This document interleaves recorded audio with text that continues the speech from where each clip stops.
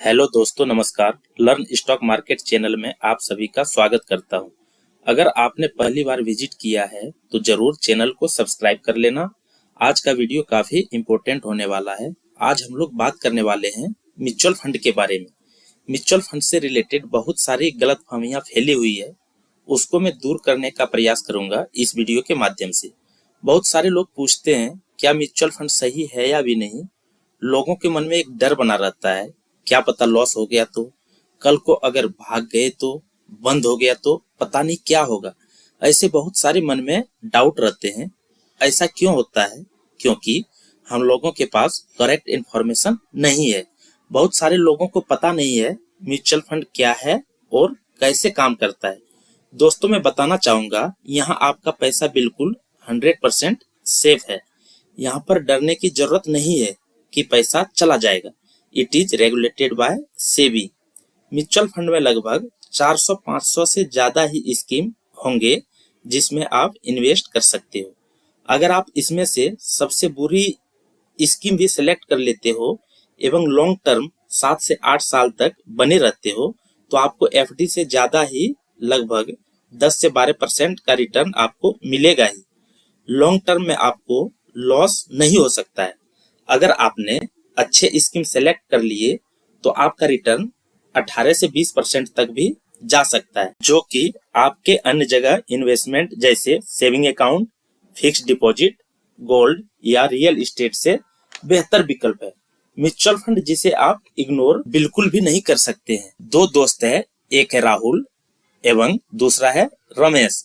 अगर राहुल की हम बात करें तो इनके अनुसार इन्वेस्टिंग का मतलब होता है ये बैंक में एफडी करते हैं, पीपीएफ में अपने पैसे को सेविंग करते हैं, रियल एस्टेट में अपने पैसे को लगाते हैं एवं गोल्ड में भी अपने पैसे को इन्वेस्ट करते हैं। इन सभी चीजों पर इनका भरोसा होता है। शेयर मार्केट को ये जुआ मानते हैं। इनको लगता है शेयर मार्केट में पैसा सेफ नहीं है। ये कभी भी स्टॉक मार्केट की तरफ ध्यान भी नहीं देते हैं।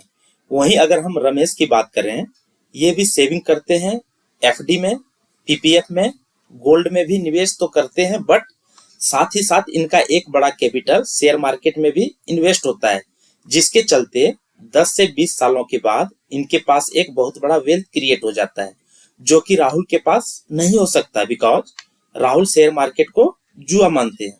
सेविंग एंड इन्वेस्टिंग दो अलग अलग चीजें हैं, दोनों में फर्क है। सेविंग करना किसको कहते हैं? अगर आपने 1000 रुपया मान लो बैंक में सेव किया एवं 10 वर्षों के बाद वो 2000 रुपया हो गया, यानी आपका पैसा डबल होके मिल रहा है। लेकिन ऐसा नहीं है, क्योंकि आपका पैसा जिस स्पीड से बढ़ रहा होता है, इन्फ्लेशन यानी महंगाई भी उसी रफ्तार से बढ़ती जाती है। आज से 10 साल पहले 2000 रुपये में जितना आप मार्केट से खाने पीने वाली वस्तु खरीद पाते थे, क्या आज भी उसी रेट पे आपको मिल रहा है? जैसे दाल, चावल, तेल या अन्य वस्तु, इन सभी का रेट 10 वर्ष पहले वाला है क्या? नहीं ना। हर वस्तु की प्राइस हर एक साल बढ़ता ही बढ़ता है। अगर हम सरकार के आंकड़े को ले लें तो 6 से 7% इन्फ्लेशन रेट के अनुसार हमारी महंगाई बढ़ती है। अगर आप बैंक में पैसे रखते हो, अगर सेविंग अकाउंट में रखते हो, तो आपको कितना इंटरेस्ट मिल जाता है? रफली हम ले लेते हैं 3 से 4% तक मिल जाता है। अगर आप एफडी, पीपीएफ या आरडी में पैसे रखते हो तो 6 से 7% तक आपको रिटर्न मिल जाता है। एवं दूसरी तरफ ये जो महंगाई भी बढ़ रही है, इसी स्पीड से बढ़ रही है। 6 से 7% के नियर ही आपका पैसा एवं महंगाई सेम ही स्पीड से बढ़ रही है। 10 वर्ष के बाद जो आपका 1000 रुपये का 2000 रुपये मिला है, 2000 की वैल्यू आज के समय में 1000 रुपये ही रह जाती है, बिकॉज जो सामान 10 साल पहले 100 रुपये का मिल रहा था, वो सामान आज 200 रुपये में मिल रहा है। तो आप कैसे मान सकते हैं आपका पैसा बढ़ा? इसी को दोस्तों सेविंग कहते हैं। आपने पैसा सेव किया, इन्वेस्ट नहीं। 10 साल पहले जितना 1000 रुपये में सामान आ रहा था, आज उतना ही सामान 2000 रुपये में आ रहा है, यानी आपका पैसा बढ़ा नहीं, आपका पैसा सेव भले हो गया। वहीं अगर रमेश की बात करें तो वो सेविंग के साथ साथ इन्वेस्टिंग भी करते हैं। उसको नॉलेज है स्टॉक मार्केट से रिलेटेड, उसको रिटर्न मिल रहा है 10 से 12% से ऊपर ईयरली, इसी को बोलते हैं इन्वेस्टिंग। उसको कंपाउंडिंग की वजह से एक अच्छा खासा वेल्थ क्रिएट हो जाता है, जो कि हमारे इन्फ्लेशन रेट से ज्यादा मिल रहा है एवं वो इन्फ्लेशन को बीट कर रहा है। ये इन्फ्लेशन को क्यों बीट कर पा रहा है? इसी इन्वेस्टिंग की वजह से, स्टॉक मार्केट की वजह से, म्यूचुअल फंड की वजह से। अगर रमेश राहुल की तरफ सिर्फ बैंक में पैसा सेव करता तो कभी भी इन्फ्लेशन को बीट कर पाता? कभी नहीं कर पाता। यही ताकत है दोस्तों पावर ऑफ इन्वेस्टिंग की। आशा करता हूं ये बात समझ में आ गई होगी। अगर कोई भी इन्वेस्टमेंट के रिटर्न इन्फ्लेशन बीट नहीं कर पा रहा है तो उस प्रकार के इन्वेस्टमेंट का हमें कोई खास फायदा नहीं होता है, इनफैक्ट हमें लॉस ही होता है। इन्फ्लेशन मतलब महंगाई। अगर किसी इन्वेस्टमेंट से हमें इन्फ्लेशन के बराबर भी रिटर्न नहीं आ रहे हैं तो वहां हमें लॉस ही हो रहा है। इस बात का हमें पता होना चाहिए। अब हम बात करते हैं म्यूचुअल फंड होता क्या है एवं ये वर्क कैसे करता है। तो आइए जानते हैं म्यूचुअल फंड के बारे में सारी जानकारियां बिल्कुल बेसिक से। म्यूचुअल फंड ये बिल्कुल सही है। म्यूचुअल फंड में आप पैसा लगाओ। अगर आप स्टॉक मार्केट में नए हो एवं आपको शेयर मार्केट के बारे में ABCD नहीं पता है, आपके पास नॉलेज नहीं है स्टॉक मार्केट से रिलेटेड, तो म्यूचुअल फंड से बढ़कर आपके पास कोई ऑप्शन हो ही नहीं सकता। म्यूचुअल फंड भी एक इन्वेस्टमेंट का ही टूल है जहां से आप लोगों को एक अच्छे खासे रिटर्न आ सकता है। अगर आपको स्टॉक मार्केट में इन्वेस्ट करना है या पैसे लगाना है, मान लो आप 20,000 रुपये शेयर मार्केट में लगाना चाहते हैं एवं आप MRF या पेज इंडस्ट्री के शेयर में पैसे लगाना चाहते हैं, लेकिन इसके एक शेयर की ही प्राइस 20,000 से ज्यादा है, तो आप उस शेयर को कैसे खरीद पाएंगे? क्योंकि आप तो 20,000 रुपये ही लगाना चाहते हैं, तो इस कंडीशन में आप उस शेयर को नहीं खरीद पाएंगे। तो एक प्रॉब्लम उत्पन्न होता है डायरेक्टली मार्केट में जाने से, लेकिन म्यूचुअल फंड में जाने से आपके प्रॉब्लम का समाधान हो जाता है।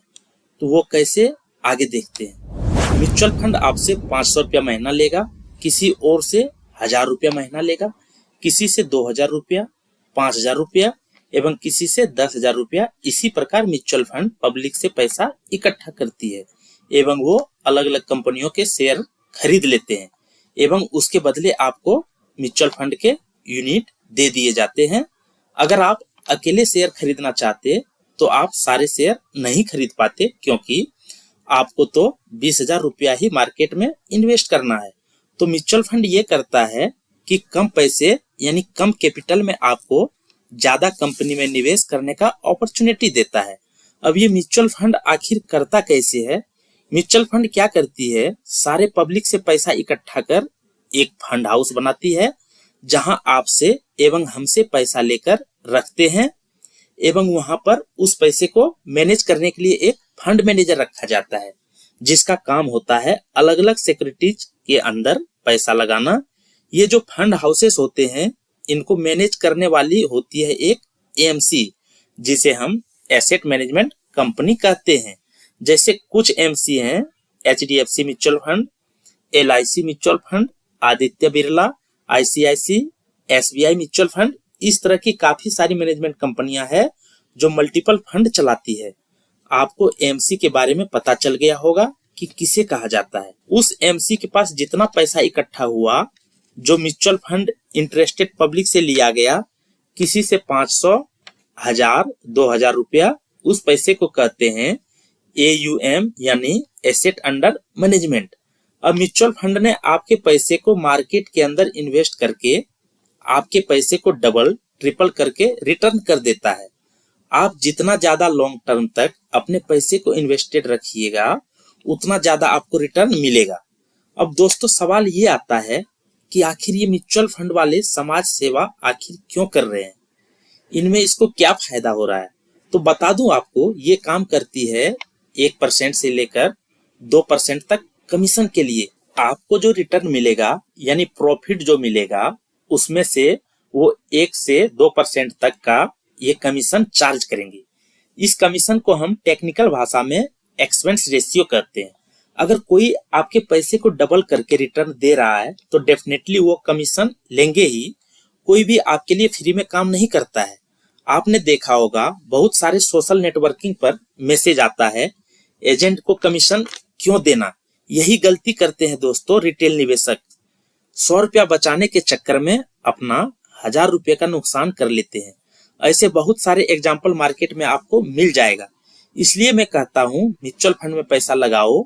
अगर आपके पास शेयर मार्केट का नॉलेज नहीं है तो आपके लिए म्यूचुअल फंड से बढ़कर कोई दूसरा ऑप्शन नहीं हो सकता है। म्यूचुअल फंड में बहुत ही अच्छा खासा सेफ रिटर्न मिल जाएगा और रिस्क भी कम रहेगा। दोस्तों, अगर आपको ये वीडियो अच्छा लगा हो तो आप वीडियो को लाइक एवं अपने दोस्तों के साथ शेयर जरूर कीजिए। अगर कोई डाउट है तो कमेंट जरूर कीजिए। अगर आप इस चैनल पर नए हैं तो चैनल को सब्सक्राइब करके अपने बेल आइकॉन को हिट करिए, जिससे आपको लेटेस्ट वीडियो का नोटिफिकेशन सबसे पहले आपको ही दिखेगा। मिलते हैं नेक्स्ट वीडियो में। बहुत बहुत धन्यवाद।